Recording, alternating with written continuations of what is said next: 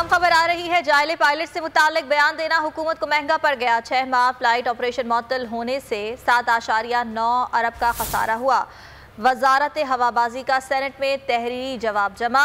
CAA ने 14 pilots की licence मुअत्तल किए। वजारत हवाबाजी की जानिब से ये बताया गया है। आपको आगाह कर रहे हैं कि जाली पायलट से मुतालिक बयान देना हुकूमत को महंगा पड़ गया है और 6 माह फ्लाइट ऑपरेशन मुअत्तल होने से 7.9 अरब का खसारा हुआ है। मलिक सईद हमारे साथ मौजूद हैं, मजीद उनसे बात करेंगे। मलिक सईद बताइएगा, तहरीरी जवाब जमा कराया गया है, क्या तफसीलात हैं इसकी? जी, पाकिस्तान पायलट के जाली लाइसेंस के बयान के बाद बरतानिया समेत 6 यूरोपीय ममालिक ने पाकिस्तान की फ्लाइट ऑपरेशन मुअत्तल किए। पायलट के जाली लाइसेंस के बयान की वजह से गुज़िश्ता 6 माह के दौरान हुकूमत को 7.9 अरब रुपए का नुकसान हुआ।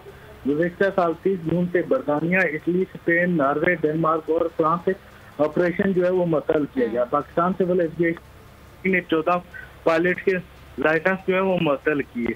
जाली लाइसेंस पर 5 पायलट से मुलाजमत से बर्खास्त किए गए। ठीक है, बहुत शुक्रिया मलिक सईद।